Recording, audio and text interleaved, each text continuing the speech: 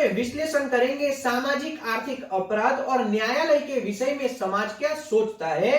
Video के अंत तक बने रहना, आपके सामने सरल भाषा में इस विषय को प्रस्तुत कर रहे हैं। एक तरह से देखें तो अपराध स्वतंत्रता से पहले भी किए गए थे, लेकिन उस समय अदालतें उन्हें केवल भारतीय दंड संहिता या सख्त दायित्व के सिद्धांत के तहत दंडित कर सकती थी या प्रतिनिधि दायित्व, यह उनकी सीमा थी। लेकिन स्वतंत्रता के बाद की अदालतों ने अधिनियमित कानूनों की व्याख्या करके या साक्ष्य के नियमों और प्रक्रिया के नियमों की मदद से नए अधिनियमित कानूनों के उद्देश्य और इरादे को समझने के लिए एक नया दृष्टिकोण अपनाया। 1950 के दशक से आज तक के दृष्टिकोण इस संबंध में और उदाहरण प्रदान करते हैं। यहाँ प्रश्न उठता है कि सामाजिक आर्थिक अपराध किस प्रकार के अपराध है, इसका स्वरूप क्या है, ऐसे अपराध कौन करता है और किस कारण से करता है। सामाजिक आर्थिक अपराधों को सामाजिक आर्थिक अपराध बताते हुए लेखक महेश चंद्र कहते हैं कि सामाजिक आर्थिक अपराधों की शब्दावली बहुत व्यापक है और इससे सफेदपोश अपराध, लोक कल्याणकारी अपराध, आर्थिक अपराध आदि शामिल है। इस प्रकार के अपराधों को 13 विभिन्न प्रकारों में देखा जाता है।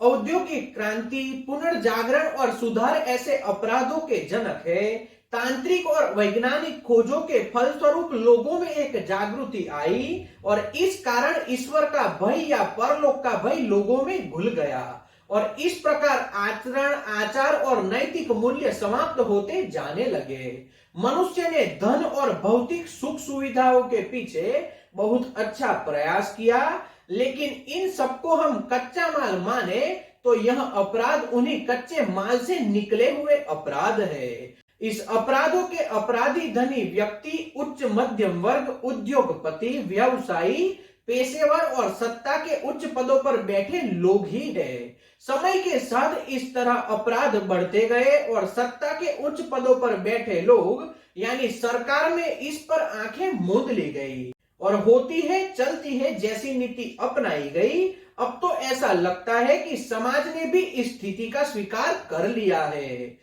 इस वक्त हम कह सकते हैं कि सामाजिक आर्थिक अपराध अपेक्षाकृत नए प्रकार के अपराध और नए सामने आए अपराध है और इस अपराध का मूल कारण भ्रष्टाचार है।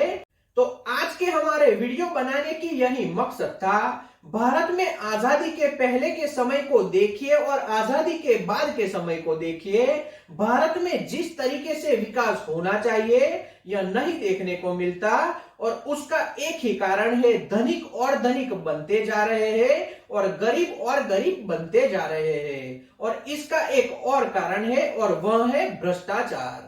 भारत में केंद्र में हो या राज्य में जिन्हें सत्ता मिलती है वह खुद ब खुद उसमें लिप्त हो जाते हैं और देश के लिए कभी भी कुछ भी नहीं सोचते।